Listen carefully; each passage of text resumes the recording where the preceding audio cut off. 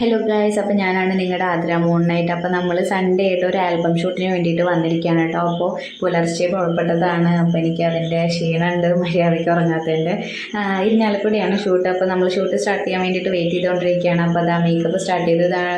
Makeup ചേട്ടൻ നമ്മളെ makeup ചെയ്തുകൊണ്ടിരിക്കുകയാണ്. അതാ അടുത്ത അമ്മ നിൽക്കുന്നുണ്ട്. അമ്മ എന്താ ഉറക്കക്ഷീണത്തിലാണ് നിൽക്കണത്, ഇത്ര നേരത്തെ ഇറങ്ങിയതിൻ്റെ. അതിനുശേഷം നമ്മൾ പൂജ സ്റ്റാർട്ട് ചെയ്തു. പൂജ കഴിഞ്ഞിട്ടാണല്ലോ നമ്മളത് സ്റ്റാർട്ട് ചെയ്യണേ. കൂടെയുള്ളത് സുസ്മി ചേച്ചിയാണ്. അപ്പോൾ ആളും കൂടിയിട്ടാണ് നമ്മുടെ ആദ്യത്തെ ഷോട്ടായിരുന്നത്. നമ്മൾ രണ്ടുപേരും കൂടെ ബസ് സ്റ്റോപ്പിലേക്ക് നടന്നു വരുന്നൊരു സീനാണ്. അപ്പോൾ ഇതാ ക്യാമറമാൻ ഉണ്ട്, ഡയറക്ടർ സാർ ഉണ്ട്, എല്ലാവരും സെറ്റ് ചെയ്ത് നമ്മൾ അങ്ങനെ ഒരു ആദ്യത്തെ ഷോട്ട് എടുത്തു. ഇതാണ് എൻ്റെ രണ്ടാമത്തെ കോസ്റ്റ്യൂമായിരുന്നത്. ഈ കോസ്റ്റ്യൂമിൽ ഞാൻ ഹസ്ബൻഡൊപ്പം വരുന്നൊരു സീക്വൻസ് ആയിരുന്നു കേട്ടോ.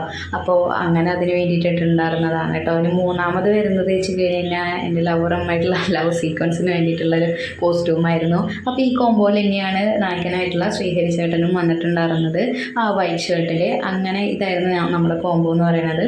നല്ലൊരു പാടം സൈഡാണ്, നല്ല പാലം, പുഴ, അങ്ങനെയൊക്കെ ഉണ്ടായിരുന്ന ഒരു നല്ലൊരു പ്ലേസ് ആയിരുന്നു. അപ്പോൾ എനിക്ക് ഭയങ്കരമായിട്ട് ഇഷ്ടമായി.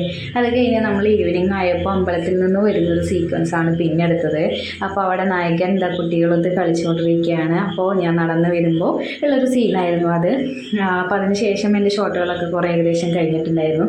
അപ്പോൾ ഫുഡൊക്കെ കഴിക്കാനും മേക്കപ്പ് ചെയ്യാനൊക്കെ വന്നിട്ടുണ്ടായിരുന്ന വീടാണ് കേട്ടോ. അതപ്പോൾ ഇവിടുത്തെ ഈ ബുദ്ധനെ കണ്ടപ്പോൾ എനിക്ക് ഭയങ്കര ഇഷ്ടമായപ്പോൾ അത് ഞാൻ വീഡിയോ ഒക്കെ എടുത്തിട്ട് ഇങ്ങനെ ഇരിക്കുകയായിരുന്നു. പിന്നെ കുറച്ച് റീൽസും അതുപോലെ തന്നെ വെറും ഫോട്ടോസൊക്കെ എടുത്ത് ഞാൻ അങ്ങനെ നിന്നു.